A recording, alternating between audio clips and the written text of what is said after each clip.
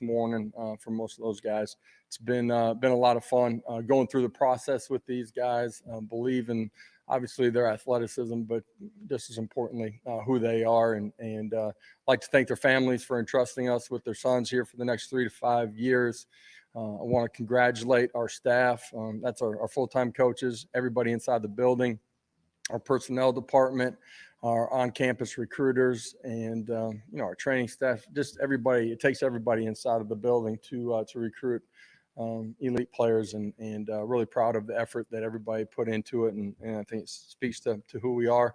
Also, a thank you to all the high school coaches in this state, but everywhere that we've been for receiving us, our coaches, the right way and helping us navigate the process. For those that we ended up signing somebody from, thank you for, again, just trusting us, who we are, what we're about, and where this program is heading as you sent your players to us. So with that, I'll open it up for a few questions here.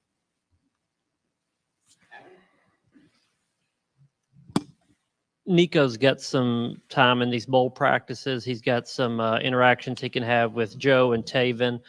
What do you want him to get out of these 2 weeks and then the couple of months that he has before spring? Yeah, for everybody that's here, I'm proud of the class that we put together. I think 28 guys.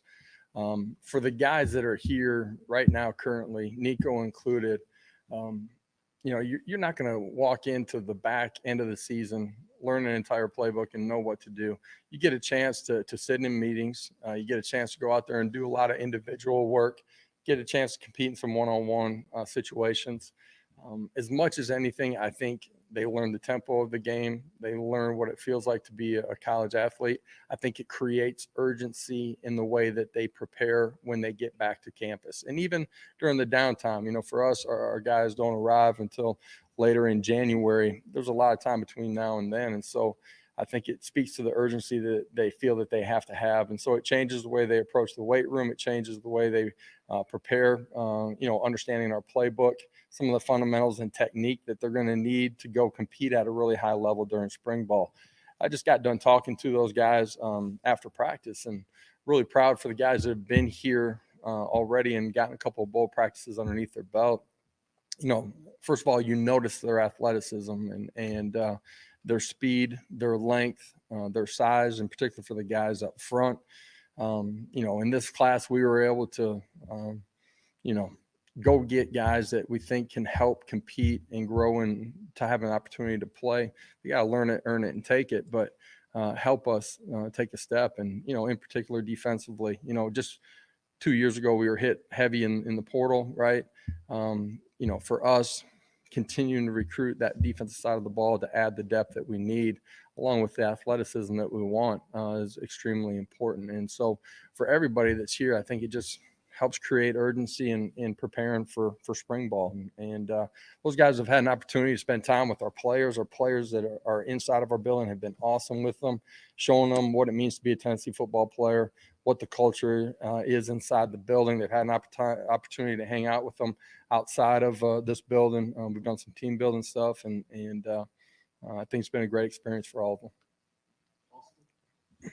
Coach, can you talk about Nathan Laycock? That seemed like it was a pretty good eval by you all early on. He kind of took off his senior year and just had a massive year. And then, two, I know Arion Carter was, very important to you, specifically in-state kid, linebacker position of need.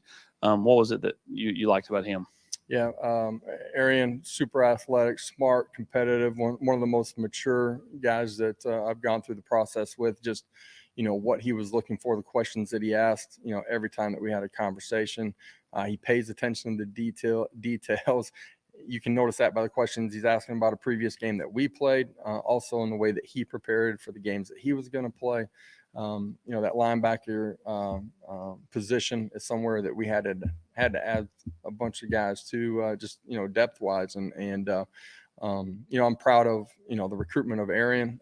That was big for us as a program, but just in state too, to get two of the top players inside the state, and guys will be able to help us for a long time. I think our personnel department, our staff, this group of guys, highly talented. Believe that there's going to be dynamic, elite players inside of this group. we were recruiting this off of a lot of outside noise still, when we began this process with these guys. And I think it speaks to our guys' ability to evaluate inside of our building, look at where they're at, where they're going, their athletic traits, and project where they're going to be by the time you get to signing day. That's true with Nathan. He's long, he's athletic. He's already made plays out on the practice field, highly competitive. Thing I loved about him so far is just his ability to take a rep, take coaching, and then incorporate that into his next rep. That's what you're looking for in your young guys. Coach, you bring in 3 cornerbacks and Matthews, Gibson, and Conyer. What do you like about those guys? What do you think they can do? And I guess even getting probably far ahead, what chance do you think they have of contributing early for you guys? Yeah, for all of our secondary guys that we brought in, all 5 of them here on campus competing already from day one that they stepped on the practice field without intentionally trying to watch them, like they would pop out. You notice their athleticism, their ability to play balls, to be in great body position. They're going to continue to grow fundamentally, but as a skill guy coming in on the defense side of the ball, their ability to blend right into what we're doing has been really impressive from all of those guys. You look at the corner position for us this year, the injuries that we've had, the lack of depth, be important for all those guys to learn quickly and be ready to go compete by the time we hit the grass in spring ball.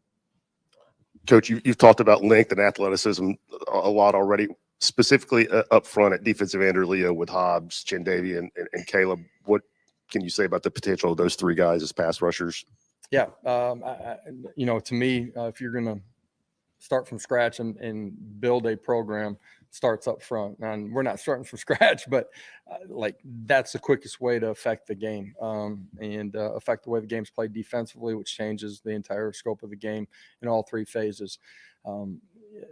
Those guys are all high-level athletes. A lot of them play multiple sports. They're explosive. You can see them, jump off the floor. If they're playing basketball, you see short area quickness. They have great length. Physical traits that you're looking for when you design your program. These are the measurements, the specifics that you're looking for. Man, those guys all fit the criteria. And then I think they're highly competitive individuals, man, that are about the right things and fit the culture too. And it's hard to find all of those things in one student athlete that you're able to sign. I think that class up front has a chance to help us change the way the game's played.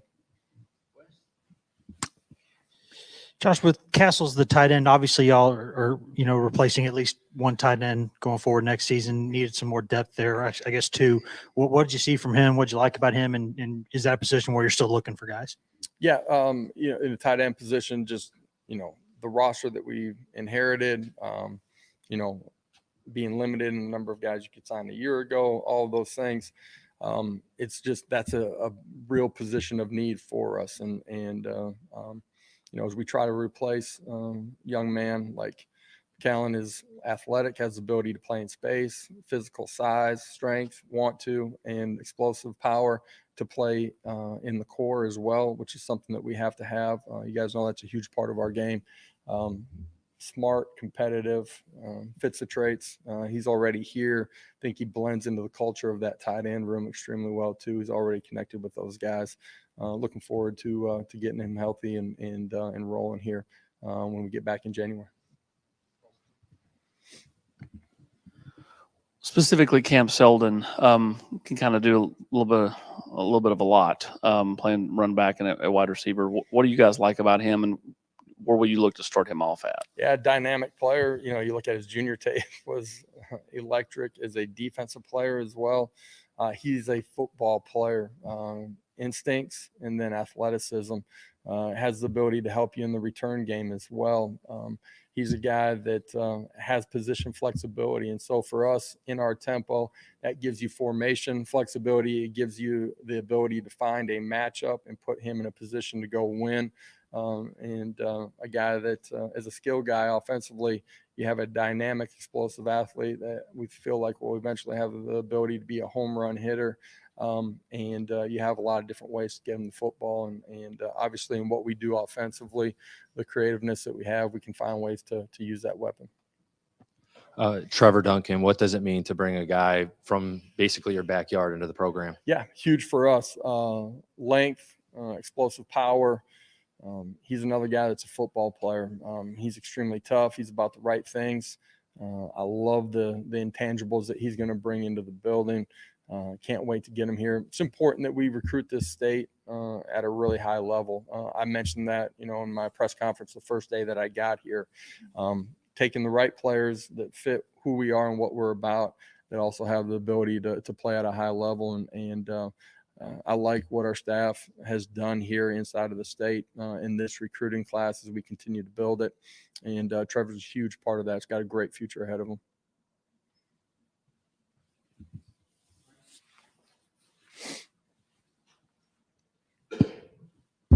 Coach, what has impressed you about Nico from what you've been able to watch early on? Yeah, I mean, a lot of things that got a chance to see him in person and on tape too. He's athletic, and I say that meaning that he understands his body. He can self-correct and get himself into position as he's learned what it should feel like in the pocket in a few short days. He can already start to correct himself. He understands when something happens, why it's happening. That's only going to continue to heighten. And obviously, the raw skills are there. Arm talent and extremely athletic and explosive inside of the pocket, can make plays with his feet. In a short amount of time, we've been able to see some of those things already. Coach, how much easier is probably not the right word. How much less difficult maybe was it to go out and recruit this year as opposed to the first time around, now that you and your staff have kind of established the identity and high school coaches and families know what your program is about? Well, in year one, there was a lot of outside noise that we couldn't control. You're trying to talk about what you're going to do. Then you have proof of the growth of the program in year one. You're still speaking to that growth in year two. These guys, a lot of them were already on board. Some of them came on board as the season unfolded. I think they understand the trajectory where this program's heading, the fact that you can compete for championships, win national individual awards, and achieve all your on-field goals right here while you're wearing the power tee, and you get to do it while you're having a heck of a lot of fun competing every day with the guys inside the building, and you put those things together, you got a really powerful product to go sell, and as we continue to build here, I truly believe we'll continue to only recruit at a more elite level as we continue down that path. Coach, kind of a bigger picture question with recruiting high school and junior college players versus the portal. Some teams are going portal heavy with double-digit guys. You guys did that your first year, maybe smaller classes in last year and maybe this one. But just how do you kind of balance wanting to build your program with guys you bring in from high school and developing those guys versus bringing in college players who may be a little bit more ready-made? How do you kind of approach that? Yeah, year one, a lot of those guys were taken after spring ball, just, where our roster was at and trying to patch some things up as we were getting ready to go compete and play on the field. A majority of what we're going to do is going to be through the high schools. I think you got to bring in kids that are going to develop. It gives you stability and growth inside of your program, gives you leadership inside of your program. There's a culture piece to this game that's extremely important. I think that has to live within your high school kids that you're recruiting. At the same time, because of the transfer portal, there's things that you may need to patch inside of your roster. Portal, junior college give you the ability to do that. But at the end of the day, I think it's about roster development and the development of your players inside your program. And that starts with the high school kids that you're bringing in. Thank you, Coach. Thanks, guys. Appreciate it.